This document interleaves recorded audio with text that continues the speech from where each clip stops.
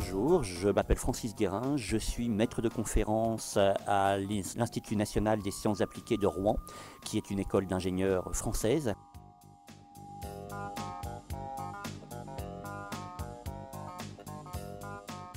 Alors je dirais que la condition massive est justement celle qui consiste à prouver cette valeur. Alors, qu'on y croit ou qu'on n'y croit pas, qu'on pense que ça relève du simulacre ou de la réalité, la demande sociale aujourd'hui, notamment de la part des dirigeants, c'est celle qui consiste à dire donnez-moi des chiffres, donnez-moi des indicateurs, donnez-moi des preuves selon lesquelles la valeur que vous prétendez, vous, DRH, avoir, est une réalité, est quelque chose de tangible.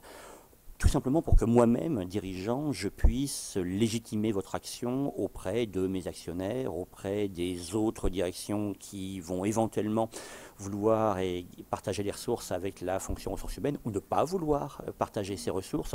Donc là, je dirais qu'aujourd'hui, la condition lourde, la condition sine qua non, c'est de se doter d'un minimum d'indicateurs, d'être capable de les faire vivre. Alors, ensuite, la question de la capacité de ces indicateurs à mesurer réellement l'impact de la fonction ressources humaines, ça c'est un gigantesque problème technique qu'on n'a pas forcément totalement, complètement, définitivement, ni même partiellement résolu.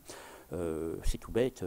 Aujourd'hui, savoir dire si une formation est rentable, on ne sait toujours pas, au bout de 40 ans qu'on se pose cette question, le dire de manière certaine. Il y a trop de variables qui vont rentrer en ligne de compte. On sait éventuellement que l'ignorance a un coût. La formation, on ne sait pas si elle représente un bénéfice. Mais je dirais que de manière tendancielle, la seule manière des DRH aujourd'hui de se crédibiliser vis-à-vis d'autres fonctions et vis-à-vis de dirigeants qui sont dans une logique où, si une stratégie existe, elle doit pouvoir être mesurable dans ses effets, eh bien c'est justement d'essayer de produire à maxima des indicateurs. Et ça, malheureusement, on ne s'en sortira pas.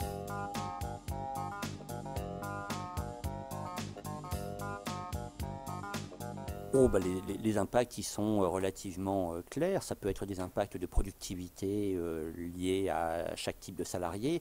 Ça peut être justement des rendements suite à des recrutements. Est-ce qu'on améliore ou pas la productivité de l'entreprise suite à des recrutements ciblés ou suite à un changement de politique de recrutement? Alors la vraie question c'est toujours celle de la mesure avant et après.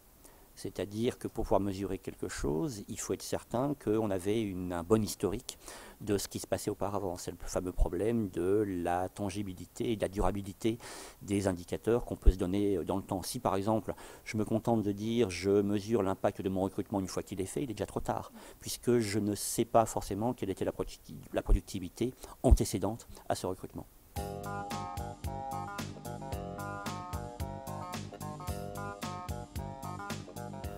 Alors, je pense que c'est réaliste d'avoir l'objectif. Je crois même que c'est littéralement inévitable.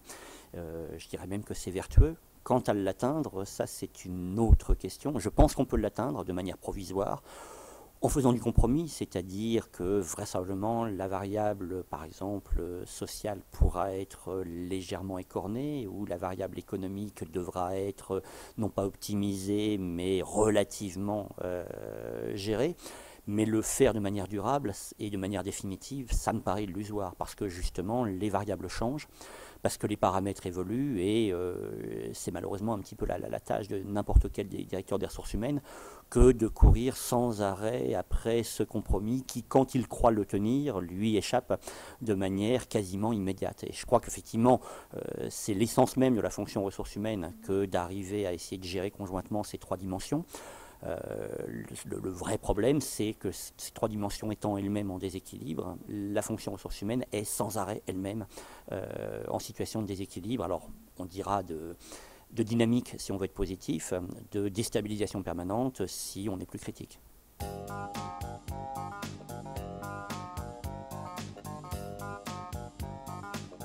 Alors je dirais que si quelqu'un doit prendre cette voie, il doit la prendre déjà en étant conscient du fait qu'il ne sera pas forcément le DRH fonctionnel classique qu'on a pu connaître dans le passé.